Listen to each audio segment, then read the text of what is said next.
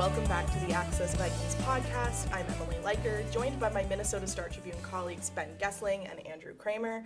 And we met a new member, kind of a new member of the Vikings team this week when we were introduced to 9 on Wednesday. I'm sure most of you have seen this by now, but 9 is JJ McCarthy's self-titled alter ego that he goes to on game days. And, you know, we've had a lot of quirky, and I mean that in a good way, press conferences with JJ McCarthy, and obviously I didn't get all of the ones last year based on when I arrived, but does this take the cake as maybe the most interesting JJ McCarthy press conference? I mean, probably. Yeah, I think this one was the most unusual and the most unique, I guess. He talked about previously he had been, playing with a smiley face on his hand, and he'd battled depression, obviously, going into college, and I think some of that was a response to that, trying to learn how to manage that as he was at Michigan. But yeah, he said there's power in playing angry, and power in like harnessing the anger. It's like, man, this is like Batman stuff. He said transmuting. Yeah, he did. I said it was he's in his Anakin Skywalker arc. Yeah. Like he's embracing the dark side. Comic book vibes to the whole thing. I mean, comic book origin story type stuff. We got a mailbag question of somebody asking, is he transitioning to a Sith? Which, to your Yes. point, it seemed that way. Yeah, the ampness of it. I think Brian O'Neill said he was crashing out in the locker room afterward. Grenard said he's got that dog in him. And then what's the saying that he yelled at the end? Like a dog in the streets? Like a dog in the streets. Do we think that sticks? I don't know. I don't know about that. Yeah. Probably. It probably will. Well, I mean, Creed stuck 2 years ago, so the threshold we're trying to clear here is not all that high. I asked Darisaw, is the chain going to come out? Are you going to put it on McCarthy, much like he did with Kirko Chains? Remember? He said he sold the chain, so doesn't have it. The chain dies with Kirk? I guess so. I think there was more to... We know a dentist in Holland, Michigan that could do some grills. Oh, my gosh. You weren't around. Have you gotten to that part of it? No. We'll go back to the 2022 season later. I feel like I vaguely know about that. Okay, but that's a whole thing. Wasn't it in Buffalo? Sorry, Emily. Wasn't it after the Buffalo game when Kirko Chains first became a thing? Washington. No, it was Washington. Which was the week before. I was going to say, okay. they spent, and this comes up when we get to Vikings Flashback Friday. I'm sorry, later, guys. They spent a lot of the broadcast being like, they call him Kirk Thuggins now. And I was no. Do they actually call him No, that wasn't it. I forgot about that. I was like, oh, no.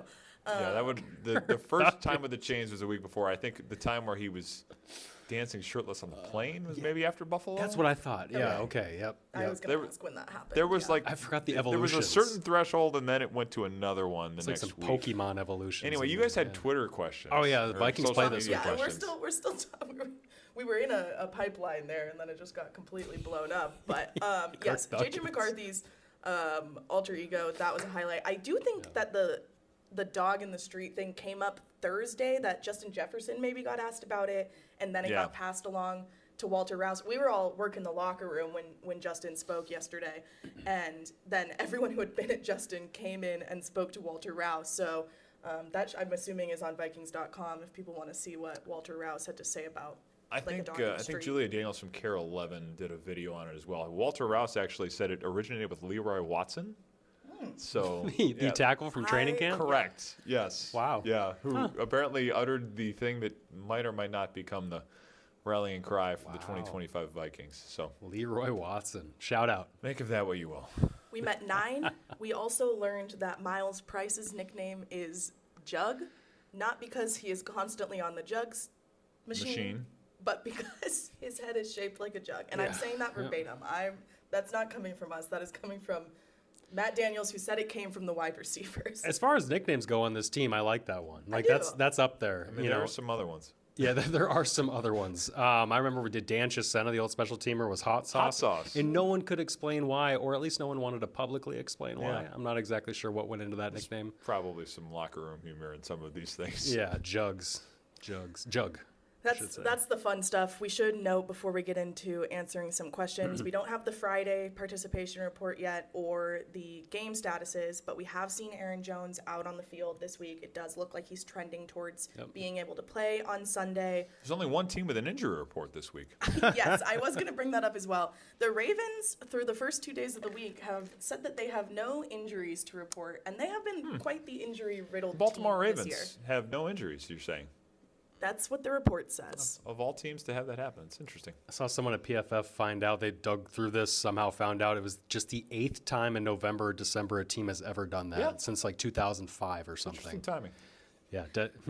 Week 10, everybody. Does it make you go, CJ Ham has been back on the field in a limited capacity too, and then Theo Jackson, who had been put in the concussion protocol at the beginning of the week with mild symptoms, was out on the field Thursday in a limited capacity. I'd expect him to be out there. We did see him out there, I guess, we have viewed practice already today. We did see him out there.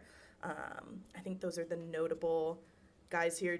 Christian Darrisaw took his standard Thursday off that we've been seeing throughout the season. The only people that we really have not seen this week for the whole week are Jeff Okudah, who's still, I'm assuming, in concussion protocol, and then Josh Oliver, who's been working through the foot sprain that he has. But that's all the injury stuff. Let's move on to some questions here. Why was the offense, this comes from Tony Rossi on X, why was the offense so efficient in the red zone versus the Lions? How repeatable is it?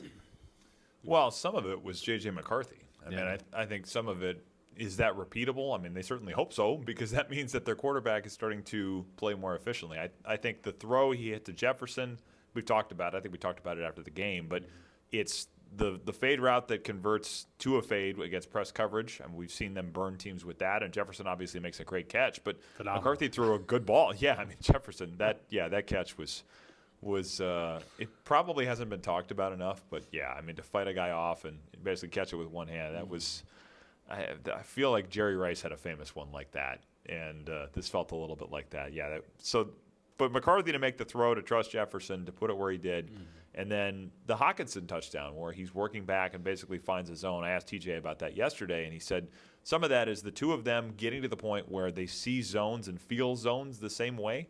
So is that sustainable? I think some of that is the more time he has practicing, the more time you have to work on those things of, hey, this is how I read this coverage. What did you think on that particular rep? I mean, more of those conversations are happening as everybody is healthy. So is it sustainable? I mean, it's probably not going to be the same thing every week, but I think they would hope that is the case to whatever extent that comes from the quarterback making some of those plays. Yeah, and the quarterback mobility, like you talk about, I mean, McCarthy 9-yard rushing touchdown, like that just changes the kind of calculus when it's so hard to throw touchdowns in that area. And Sam Darnold's season last year stood out in part because he did it so often. Like their whole red zone offense was Sam Darnold. They're not asking McCarthy to probably throw 2 red zone touchdowns per game. If he does, that's nice, but I imagine they're going to want to get Aaron Jones, Jordan Mason going in those areas and then lean on McCarthy's mobility. It just shows that when he's fully healthy with that ankle, he can scoot, as they say. I think CJ Ham, too, if he's back this week, could be a help there in the red zone and getting things through there. From Sean B. on X as well. Say Asante Samuel Jr. signs with the Vikings. After the trade deadline, is there any limitation of him playing in the postseason? Now, if you've missed it, Asante Samuel Jr. did make a visit earlier today. So he's made a couple visits with different teams throughout the weeks. He's shopping around. But what do we think about, I guess, the odds overall of him landing here and then what that could look like?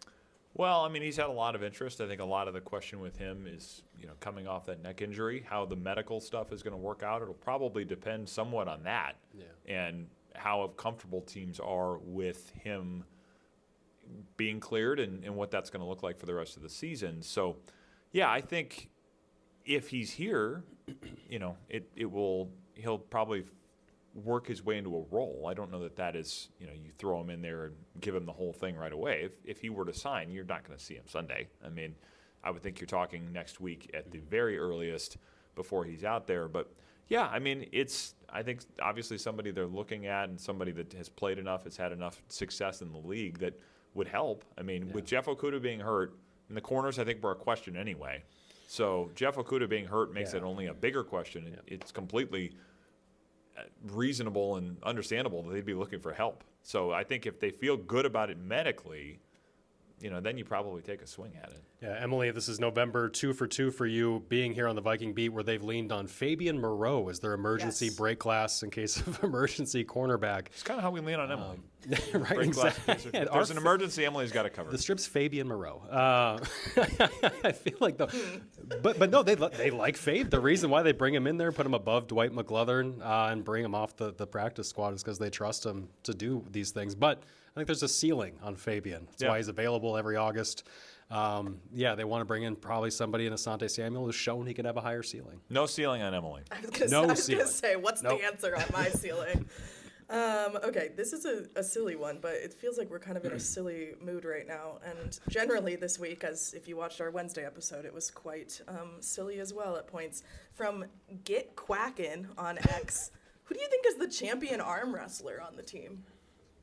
These are the types of questions we get to discuss when they come off a big NFC North win. I think I have an answer. Go for it. I have to think about this. It's just it's the guy that teammates have said is like the mini version of Daniil Hunter, Eric Wilson. That's a good one. Just musculature is all I'm going off of. Just muscle on top of muscle. Yep. I mean, like Adrian Peterson back in the day, I would have said probably. I mean, Great team. Anybody who's shaken his hand would know that. I would say this is going to be maybe a weird one, but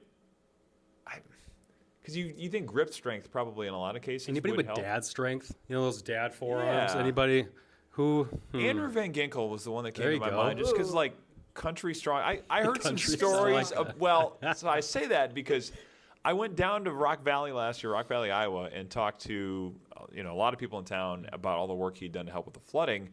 And I talked to his high school coach about he used to play all of these games growing up on top of silage piles, which I had to find out what a silage pile is. It's basically like I think waste from corn, where they basically would build these huge piles up of all of this stuff, and so him and his brothers and his cousins would go play football games on this stuff, and you get tackled on it. I don't think it's the most comfortable thing to land on, but the pile is probably 6 to 8 feet high, and it said if you went over the side, they'd tell you, okay, shake it off, come back up. So there's a little bit of like raised in a little more rough and tumble setting that I don't think Andrew Van Ginkel would back down from a fight in an arm wrestling match. That's a good one. What about Will Fries?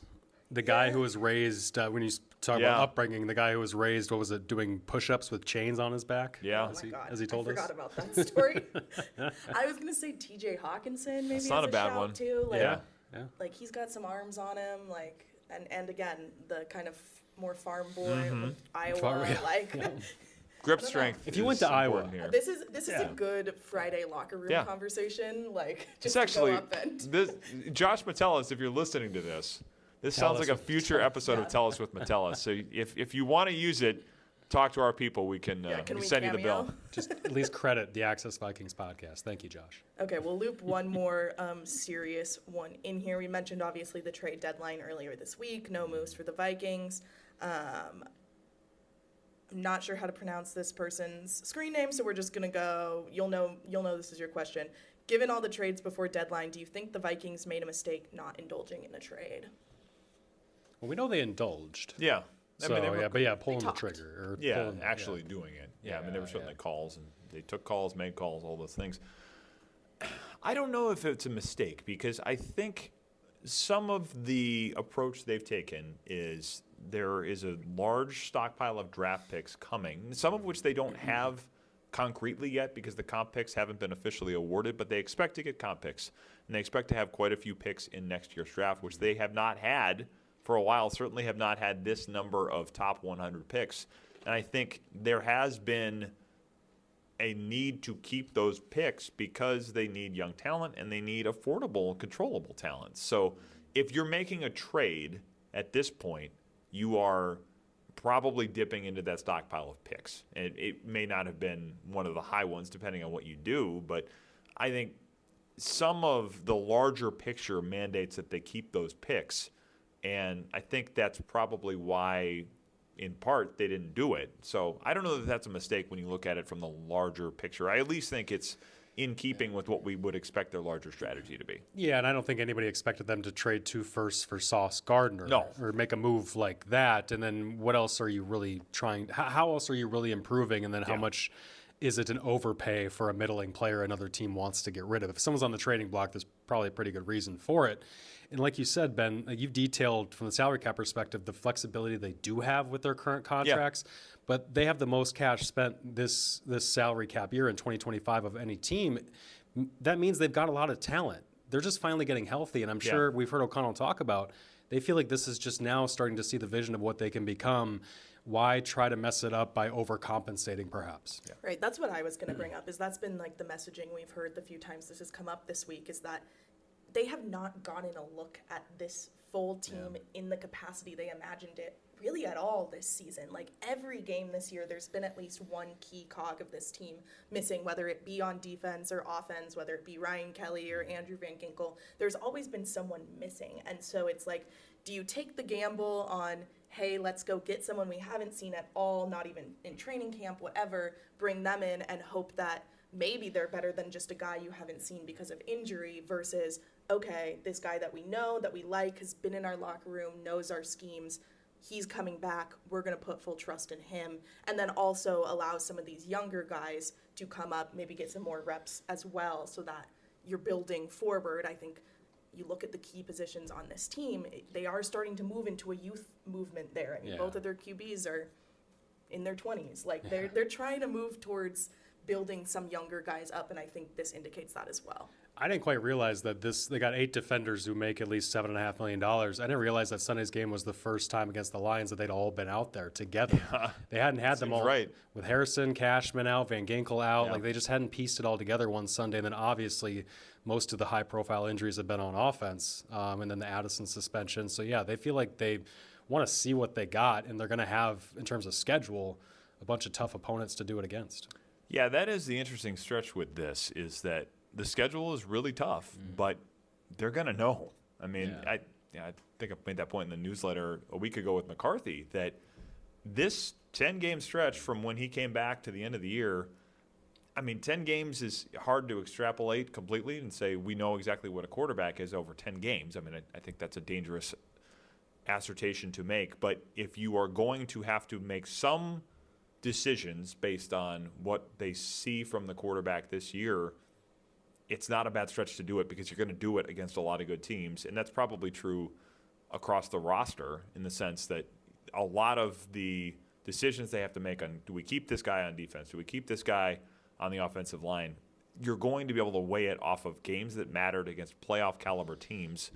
You know, that's tough from a competitive standpoint, but from an evaluation standpoint, it's not a bad way to have to do it. Let's go ahead and move on to our Vikings Flashback Friday discussion, which we've already teased at this episode. As a reminder, these two gave me a list of about 20 games from their tenures on the beat, which is about 12 to 13 seasons now. So pretty recent Vikings history, but I'm working 13, my way 14 through. years. Shout out Common Man. Yeah, working back through those games. This week I watched the Vikings-Bills Week 10 game from 2022. I'm going to start with a question for you all based off, this was the first thing I wrote down watching this game.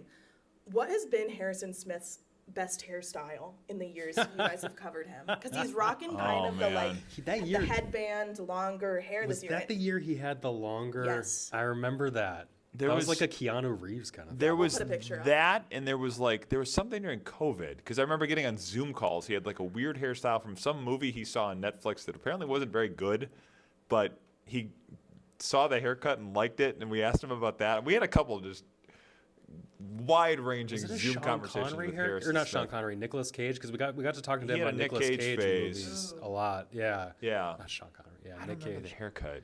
I remember the one in 2021. Maybe it was the same thing in 22. I don't know.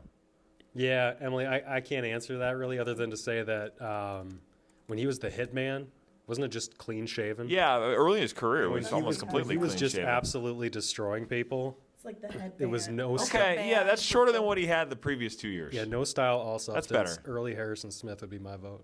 Interesting. Yeah, because he started trying things later in his career with the hair. Yeah. Second question. I had a lot of just... You are burying the lead hard on this game. Existential question. Well, because the lead of the game itself is buried. True. The first half is just the first half of a normal competitive game, and then it's not until you get to the fourth quarter. I'm watching all these games where nothing happens until the fourth quarter, because, of course, this was the season where they won a bunch of one-score games.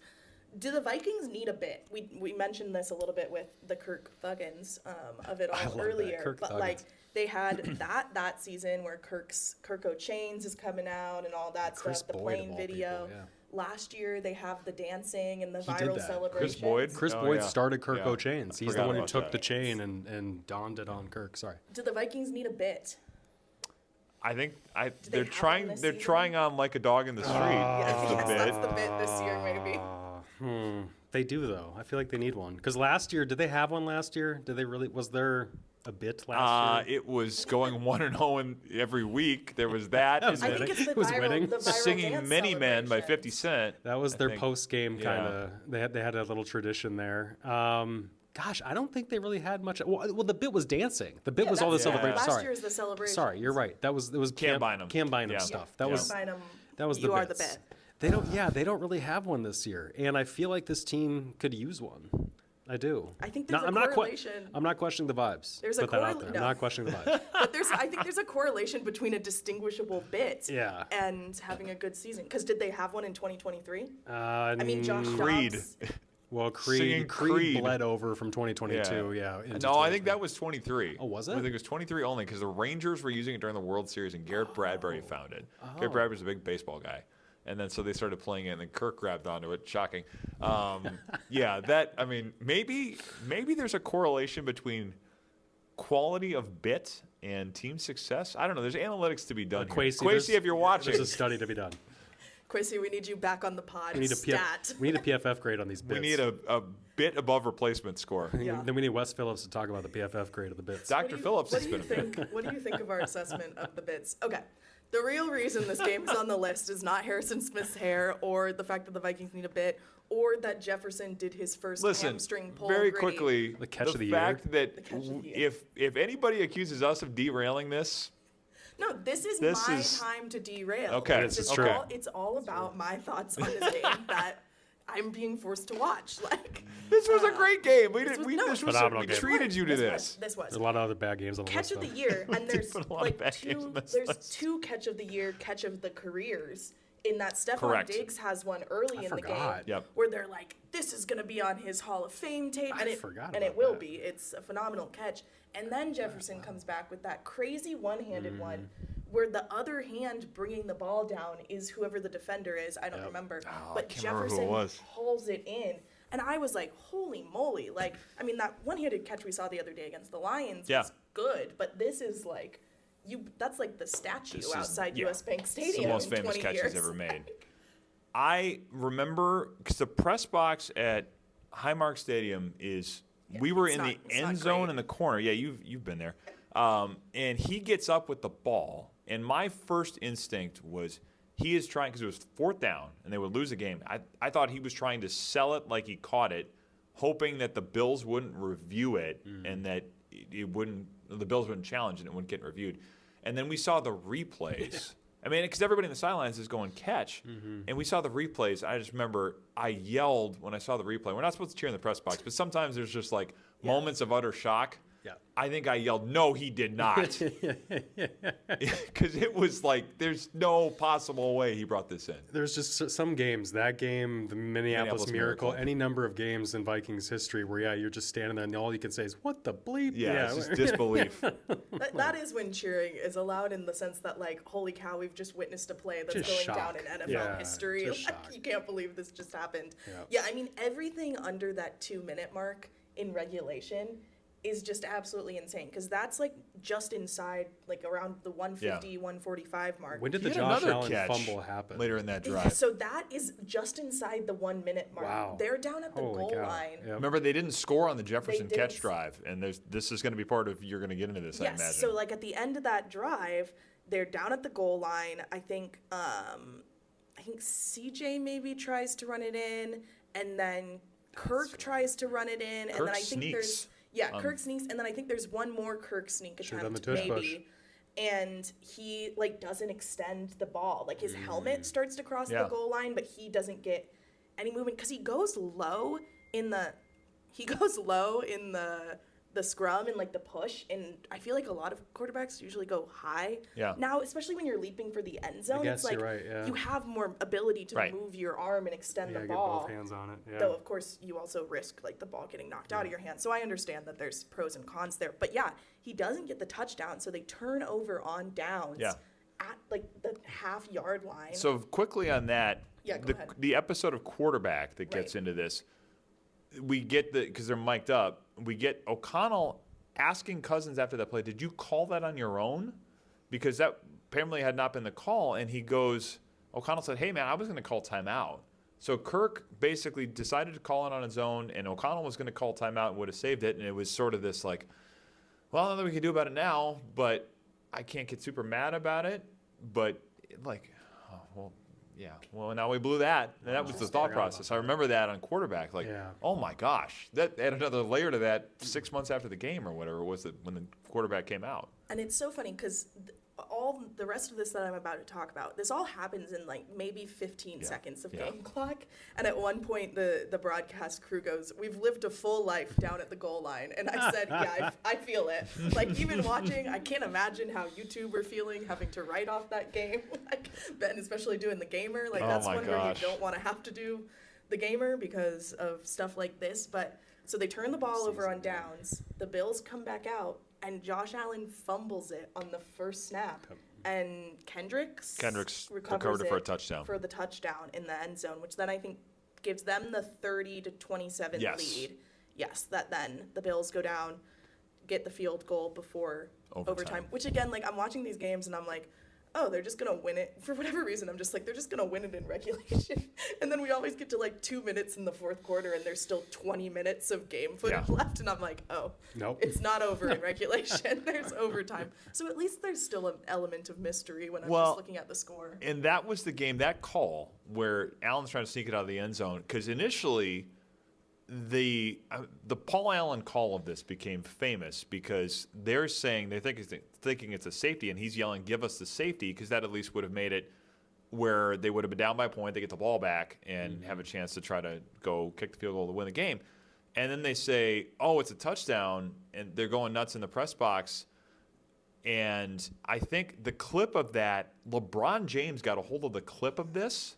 And like quote tweeted, Paul Allen is a national treasure. Oh my and like this blew up in the day or so after this game because LeBron just saw it and was like, I mean, I think LeBron's enough of a football fan that he was kind of interested in the game and all this kind of stuff. But that was another kind of thread to this whole thing after the fact. It's good. PA needed the ego boost on that one. That's good. I mean, if you get LeBron calling you a national treasure, that's pretty good. Pretty good. And then of course they go to overtime.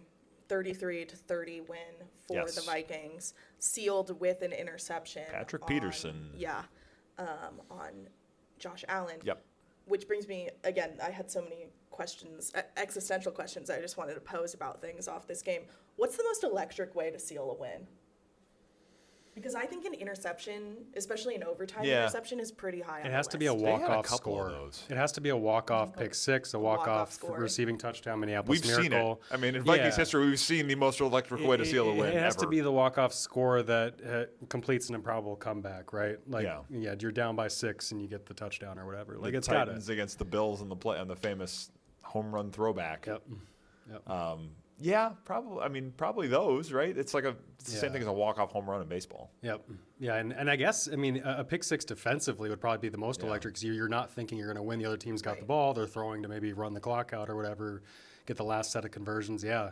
I mean, we've seen it a lot. Fumble, recovery, touchdown on a sneak to get out of the end zone. That's being a go-ahead touchdown. I mean, just the sheer unlikelihood that we ever see that again in any of our careers, like that's the thing. I mean, the Jefferson catch is what everybody remembers most from that game. I think the most profound thing I could say about that game is the Jefferson catch may not be the most remarkable thing from that game in terms of like, can this ever be repeated? It may be that the go-ahead touchdown in regulation when they thought they lost the game was that they stripped Josh Allen on the ball and recovered in the end zone for the go-ahead touchdown. Our main recording had to be ended abruptly, so I am here to wrap things up. You can find more of my takes on that Vikings-Bills Week 10 2022 game on my Instagram, a little self-plug, at eleiker.writes on Instagram, where I do a little video talking more about the game. You can also email us at any time, commentary on these games we're watching and talking about, or questions, anything else about the podcast, to accessvikings@startribune.com. We will be back, all three of us, with you post-game Sunday after the Vikings play the Ravens at home, US Bank Stadium at noon.